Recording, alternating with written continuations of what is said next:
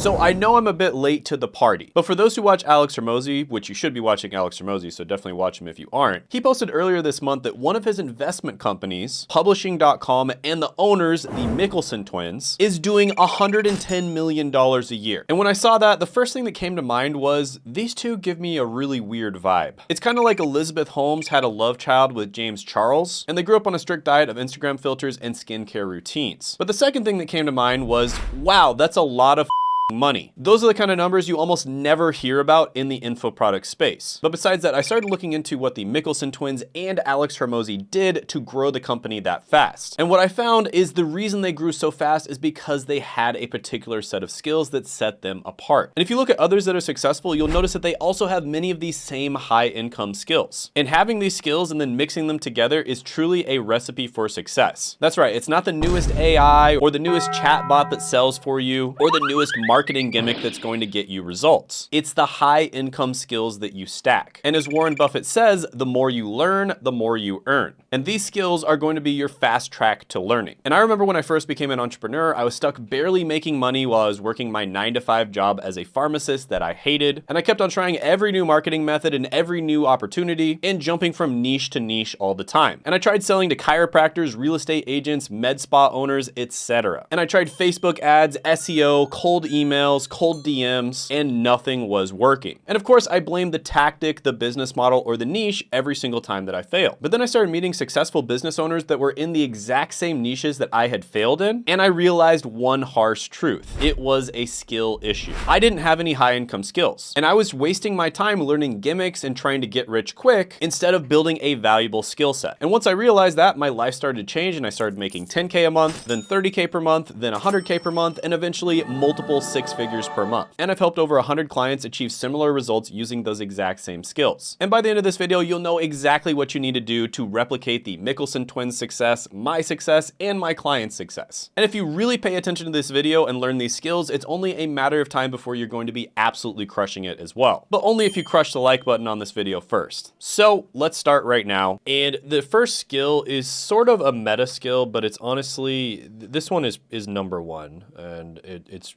really not even close. Like, this one is absolutely without a doubt number one, and that is value giving. So you need to learn and you need to focus on always giving value. And specifically, you've probably heard this before, right? You've heard, oh, you need to give value, you need to give value. Well, specifically, I want you to focus on a particular type of value giving, which is giving value, give value, but expecting nothing in return. So this is basically a cheat code because a lot of people give value these days, but you can kind of tell that they're just like standing there, with puppy dog eyes, and they're like, okay, what are you going to do for me now, right? So basically they expect something in return. And when you have that feeling of, this person's doing me a favor, but then they're going to immediately expect me to do something for them, it really ruins the whole, just the whole thing of getting and giving value, right? Whereas if you have somebody do something really nice for you, and then they don't even ask you for anything, and they're just like, yeah, yeah, absolutely, it was my pleasure to help you. You just have a completely different concept. And what this ends up doing is this ends up giving a lot of goodwill. Okay? And the thing about goodwill is that it compounds fast. Goodwill compounds fast, much faster than money. So, here's money, here's how it compounds. It's like very, very slow, and then it finally goes like this. Goodwill compounds like this. It's like boom. When you do something really nice for someone and you don't expect anything in return, it gives you a lot of goodwill with them, okay? And it compounds incredibly fast. And then later on, when you finally do ask for money, they're going to have a lot of goodwill for you. And then, of course, you're going to be much more likely to, actually make the sale, right?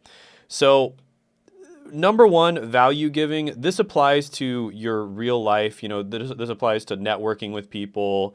It applies to all kinds of things. Just to give you guys an example, I was actually able to become president of my pharmacy school class. And this was before I started my business and got it to multiple seven figures and started teaching other people how they can do that too. But I became president of my pharmacy school class, and it wasn't because I was super charismatic. It wasn't because I was a great leader. In fact, I was one of the youngest people in the class. It was because I gave value and I expected nothing in return. What I did is I basically created Quizlets and flashcards and basically test guides. And I created these for people in the class that were struggling in pharmacy school to pass the test, because the tests were, you know, very difficult. And I created these for those people, and I just gave it to them for free. Right? That's it. I didn't expect anything in return. I just gave it to them for free, and that compounded a ton of goodwill. And then when the elections came up a few months into the year, I literally wasn't even thinking about running for president. A bunch of these people told me to run. They were like, run for president. And so I'm like, okay, I guess I'll run. And then I ran and I won easily. It was a landslide. Even though there were other people that ran that were much more popular than me, much more charismatic, they had a lot more friends than I did. Because of the fact that I did this and I expected nothing in return, I built so much goodwill that so many people ended up voting for me. And it was just, that was such a lesson. That was such a lesson. And I took that lesson, you know, in a non-business context, and I've applied it to my personal life. I've applied it to business. It's just such an incredible thing to do, guys. Give value and expect nothing in return. Now, number two is very closely related to number one, and that is content creation, because this is one of the best ways that you can give value. Content creation. And this is one of the reasons I got into content creation, is because I learned this lesson about giving value and expecting nothing in return before I even started business. And so I was thinking in my head, like, how can I give the most value to the most people out there and expect nothing in return, and then therefore create a bunch of goodwill? And it became very obvious it was content creation. And specifically, people, when it comes to educational content, they watch YouTube. They want to consume educational content on YouTube. And when you're on YouTube, you want to, of course, create a personal brand where it's actually you. And this is because people know, like, and trust you.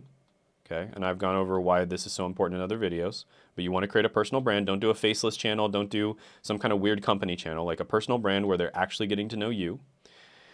And then what you want to do, guys, is you want to just give value in the form of information. So basically, you take problems that you had in the past that you were able to overcome, and you talk about those problems and how you were able to overcome them on YouTube. It's pretty much that simple. And you can basically use what's known as the UFOs method.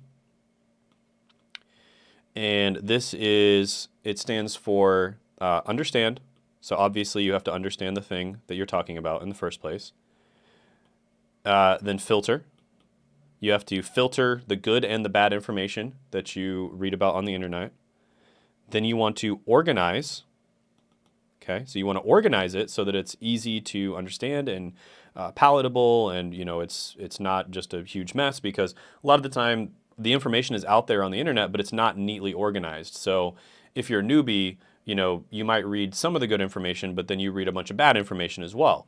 And so, you know, everyone always says, oh, all the information's already out there on the internet. Well, yeah, it is, but it's not organized, right? So you're going to read a bunch of crappy information along with the good information, and you're not going to know which one is which, right? And then simplify. So once you've organized it, you want to simplify it, and this is part of teaching, making it really easy to understand for the person who is consuming the information. And that's the UFOs method, and this is an incredibly powerful method for posting content, giving a ton of value, and expecting nothing in return. Okay, so those two kind of go hand in hand. Those are two of the most unbelievably valuable skills that you can have. So give value and expect nothing in return. in all areas of your life, not just your business, but in other areas, networking, etc., and create content, right? Number 3, and by the way, guys, if you want to learn how to do those things, I've helped a ton of people get to 7 figures, 8 figures, making YouTube channels, selling high-ticket products from their YouTube channel. So if you're trying to get clients from your YouTube channel, or you're just trying to build a personal brand, definitely check the links down in the description in the pinned comment below. So number 3, this one, I kind of put a few different skills together, but they're all so closely related, and that is leadership, management, which is almost the same thing, and hiring. Okay, these 3 things are very closely related to each other, and they're essentially almost like the same thing. So leadership, management, and hiring. If you can get good at these skills, and by the way, this is not just for starting a business. Even if you just want to be an employee, but be a very high-paid employee, get good at these skills, right? Value giving, content creation, leadership, management, and hiring. Even just one of these, even if you just get good at hiring, oh my gosh, you're incredibly valuable if you're good at hiring, okay? So, leadership, management, and hiring. I can't even describe how important this is, because any business out there can only go so far by yourself, and you can only go so far if you have a small team. You basically don't have to have very much leadership skills if you just have a tiny team.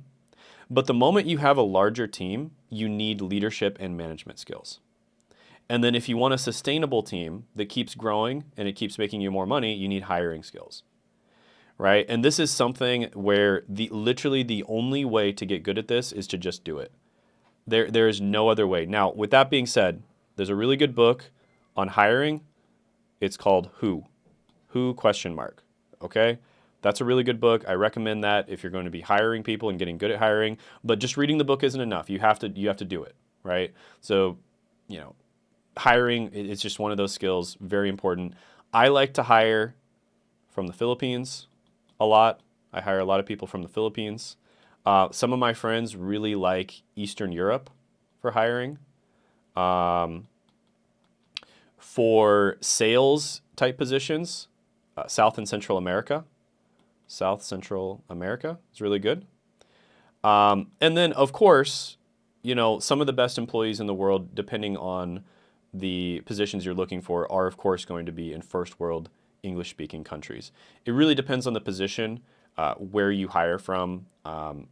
Obviously, if you can hire someone really good from the Philippines, from Eastern Europe, or South and Central America, it's going to be more affordable than hiring someone from a place that has a very high cost of living, like the United States. But with that being said, you have to consider, is there an infrastructure there to develop the type of talent that you need, right? And sometimes the answer is going to be no.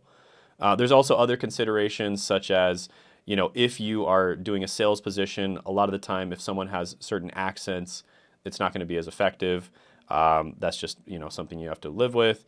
If you're, hiring for certain types of positions, for instance, let's say you're hiring a coach, a lot of the time you're going to want to hire someone with a certain accent who has experience in the market that you're working in. So you'd probably want to hire someone from a first world English-speaking country as well, that kind of thing. But Who is really good. And then when it comes to leadership and management, at a lower level, honestly, you could probably do, Wooden on leadership. That's a really good one to read, and also just reading kind of biographies. That just on a basic level, just autobiographies and biographies. But also, once you're getting a little bit of a bigger team, I really recommend the book Traction. Traction is amazing for leadership and management with a smaller team. Okay? So leadership, management, hiring, all incredibly important skills. If you can just master one of those skills, it's going to be like whether or not you're an employee or a freelancer or you have your own business, you're never going to have to worry about money ever again. If you can just master any one of these skills, right? Because someone is going to hire you. Leadership, management, hiring. Leaders and managers always get paid more. Why? Because they have the ability to lead and manage other people, which is rare. It's hard. It's not easy to do that. It's something where, it just takes experience. So These are also incredibly important skills. So let's go on to number 4 after I erase all of these, which is surprisingly difficult to do. Okay, so number 4 is going to be marketing. Marketing is incredibly good because when you do content creation, right, you got content creation. What this is traffic, right? You're getting traffic. Marketing is the process of turning that traffic into leads. And if it's a lower ticket product, turning it into sales. If it's a higher ticket product, turning it into sales calls. Okay, so if it's a lower ticket product, marketing is the process of getting this traffic, turning it into leads and sales. And if it's higher ticket, it's getting this traffic, turning it into lead and sales calls. And then it would be the sales job to actually, close on the sales call. And sales also is somewhat involved in leads as well. So, it depends on the business. But essentially, that is what marketing is. Okay? So, incredibly important skill set. Traffic generation is even more important, and that's why content creation is so good. But turning that traffic into leads and sales is also incredibly important as well. And, traffic generation is a type of marketing, but, getting very, very specific, content creation is the best type of traffic to get. Okay, so marketing, incredible. The most valuable marketing skills there are would be, obviously I already talked about content creation. Content creation is just absolutely incredible, but also paid ads. Paid ads is really good. Being able to run that. Copywriting. Copywriting is really good. SEO. SEO. Email marketing.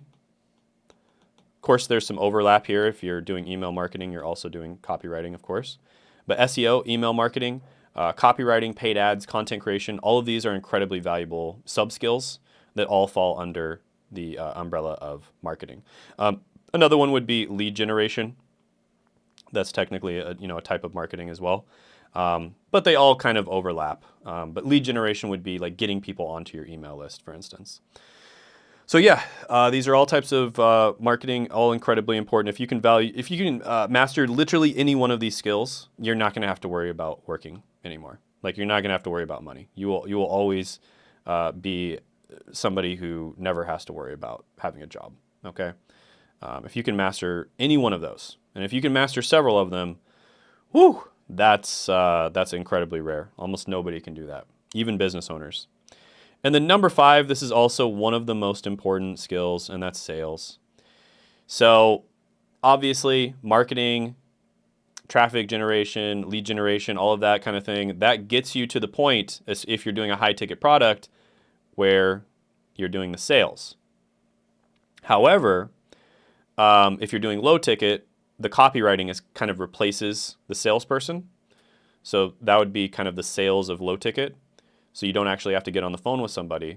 But if you're doing high ticket, you're going to have to do sales. You're going to have salespeople, people that get on the phone with the client. And this is incredibly important, not only from a business owner's perspective. As a business owner, you should probably do sales at least once just to get decently good at it. But also from an employee's perspective, sales is incredibly important too. This is where the rubber meets the road. You can send as many traffic leads as you want to somebody, and if they're terrible at sales, I guess they're just not going to close them, right? So you have to be at least decent at sales.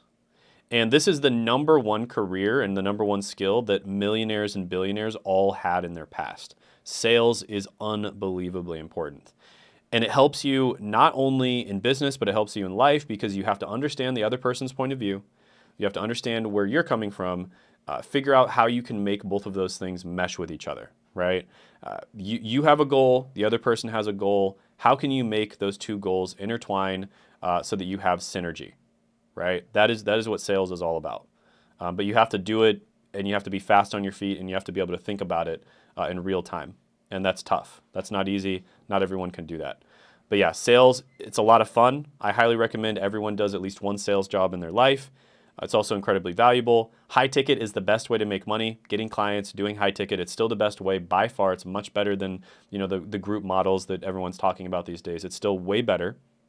You can use the group models in order to upsell more people into your high ticket program, but on its own, it's like much better than the group models if you're only going to do one or the other.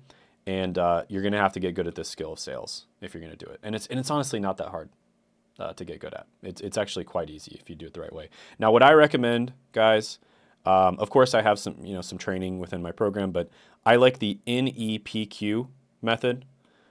This is done by Jeremy Miner, and it's also done by, I think this guy used to be Jeremy Miner's protege or something, and then he split off and made his own company, but he's really good too, and it's Sales Sniper, okay? So I really like Sales Sniper, and I like Jeremy Miner stuff, and it's like NEPQ. They might call it something else, but it's essentially NEPQ methodology. So you can look that up. It's Sales Sniper and Jeremy Miner. I think a lot of it is available for free on the internet, but you know, if you really want to do some advanced training, you'd go with maybe one of those two guys. So I really like their stuff. So yeah, again, guys, check out the description in the pinned comment below. Have a lot of free resources down there for how to grow and make money on YouTube, how to get more clients. Typically, I work with business owners, such as SMMA owners, coaches, consultants, etc., course creators, other creators that are having trouble monetizing. Just to give you an example, I just recently worked with a creator who's making about 30K per month, but he had a pretty big channel in a great niche. And within a few months, he's now making over 200K per month. So that's an example of a creator I just worked with. He's absolutely crushing it. And you know, you can do that as well if you want to work with me. So check out the free resources in the description and book a call with me if you want to see if we are a good fit to work together.